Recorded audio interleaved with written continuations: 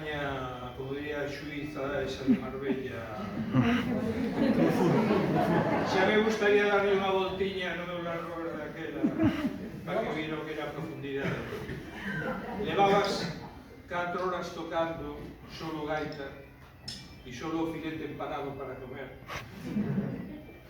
Capa de pan do Zarco, por se algún o coñece, 1600 metros de altura, unha palloza, unhas cabanas, e de repente na mitad da noite veías un punto de luz a colar no horizonte cando xa estabas hasta aquí de tocar. Media hora máis tarde, ese punto xa eran 2 puntos, e 3/4 de hora máis tarde era un tractor con un remolque cargado de xente que viña á festa. Había que tocar o que fixera. Bueno, pois, o navíes pensando nesas cosas, unha vez máis. E moitas gracias pola vosa atención.